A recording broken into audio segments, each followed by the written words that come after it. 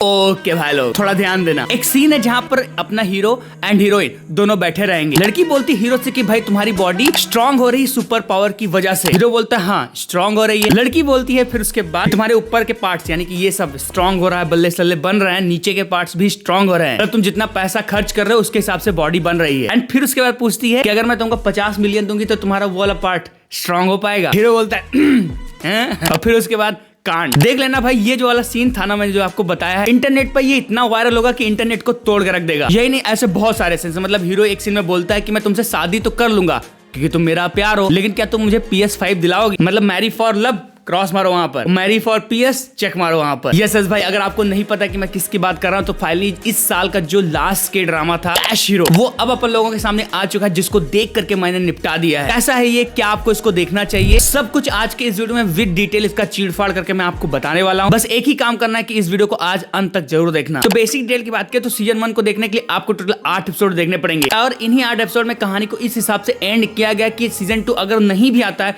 तो कोई फर्क नहीं पड़ेगा आपको, मतलब सीजन 1 में ही कहानी कंप्लीटेड है। हिंदी डबिंग अच्छी है, लेकिन जो वॉइस आर्टिस्ट थे उनकी जो आवाज है स्पेशली विलन के ऊपर एंड अपने हीरो के ऊपर टू बी ऑनेस्ट बिल्कुल भी सूट नहीं कर रही थी। बाकी आपका काम चल जाएगा। सीरीज में एक जगह गाली जितना मुझे याद एपिसोड 1 या 2 में एंड एपिसोड 3 में जो मैंने आपको स्टार्ट में सीन बताया था सेड्यूसिंग वाला, वो है। इनको हटा करके सीरीज भाई गाली गलौज में थोड़ा बहुत आपको सुनने को मिल जाएगा, अदरवाइज साफ सुथरी है। जहां पर कहानी आपको एक मर्द की देखने को मिलेगी जिसकी एक पत्नी है एंड एक दिन उसका बाप एक ऐसी पावर दे देता है जो कि मेरे हिसाब से पावर नहीं था बल्कि एक श्राप था। मींस अब अपने हीरो के पास सुपर पावर्स है, मतलब उसके पास जितना ज्यादा पैसा होगा उतनी ही ज्यादा उसके पास सुपर पावर होगी एंड जैसे ही वो अपनी सुपर पावर यूज करेगा तो उसका पैसा भी खर्च होने लगेगा। लाइक अगर कोई पुल से कूद रहा है एंड उसको बचाना है तो उसके पास पैसे होने चाहिए तभी उसकी सुपर पावर काम करेगी, मतलब 50 मिलियन वॉन होना चाहिए, अदरवाइज भाई बंदा ऐसे ही मर जाएगा क्योंकि उसके पास जो सुपर पावर वो काम नहीं करेगी। मोटा मोटा जितना पैसा उतनी सुपर पावर। तो ऐसे में हीरो के सामने अब समस्या ये है कि भाई अगर उसको लोगों को बचाना है तो उसको पैसे लाने पड़ेंगे। बस इसी चीज को लेकर के ओवरऑल वो एक जर्नी पे जो निकलता है एंड उसके बाद उसको कौन कौन से सुपर ह्यूमंस का सामना करना पड़ता है, यही सब जानने के लिए आपको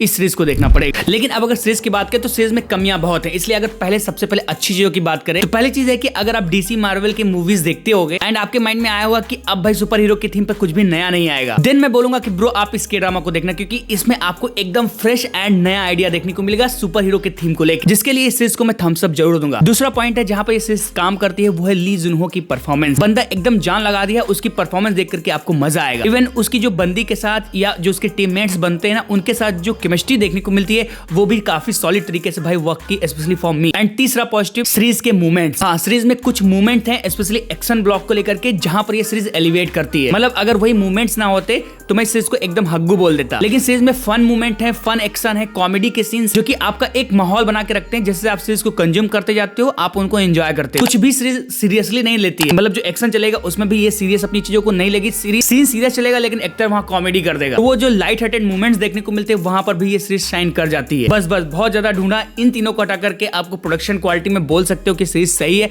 अदरवाइज कोई और पॉजिटिव पॉइंट नहीं है। इसलिए अगर पहली कमी की बात करें भाई इस सीरीज का जहां भी राइटर मिल जाए ना उसके हाथ कटवा देना, मतलब अच्छे खासे कॉन्सेप्ट की भाई राइटर ने बुच मार दी है। सीरीज की राइटिंग बहुत ज्यादा पैथेटिक है, स्पेशली 4 एपिसोड के बाद तो सीरीज कुछ भी करने लगती है। इवन मेकर्स को ये भी क्लियर नहीं था कि भाई विलन किसको रखना है। सामने वाली बंदी दिखी, भाई तू विलन है इस एपिसोड, नेक्स्ट एपिसोड में कोई बंदा दिखा, नहीं वो विलन नहीं थी, ये वाला बंदा विलन है, एंड फिर नेक्स्ट एपिसोड में नहीं तू साले कहां विलन, तेरा बाप विलन है। वहां की एक सेकंड एपिसोड में सोच रहा था कि भाई विलन कौन है। सीरीज की जो राइटिंग है इज वेरी वेरी बैड। और हाँ, एंडिंग यानी कि एपिसोड 8 की तो बात मत करना, वहां पर जो टाइम ट्रेवल वगैरह देखने को मिला ना भाई मैंने हाथ खड़ा कर दिया, मतलब एंडिंग में भाई प्रॉपर्ली हगा है मेकर्स। नेक्स्ट चीज कोई कैरेक्टर डेवलपमेंट नहीं है। हीरो को मैं मान लेता हूँ कि पावर उसको पापा के थ्रू मिली, लेकिन जो विलेंस है उनको भाई पावर कहां से आई, कौन थे वो लोग, कहां से उनको पावर मिले, कुछ तो बता दो। कुछ भी एक्सप्लेन नहीं किया है। सुपर हीरो वाला हीरो है एंड विलन से बस लड़ा दिया उनको। डेप्थनेस की सीरीज में कमी आपको बहुत फील होगी। तो ऐसी भाई आपको कुछ कमियां देखने को मिलेंगी, लेकिन इनको हटा करके मैं आपको इतना ही बोलूंगा कि सीरीज की राइटिंग भले ही बैड है बट जो ये सीरीज है मूवमेंट्स में काम करती है एंड ओवरऑल आपको बढ़िया एक्शन देखने को मिल जाता है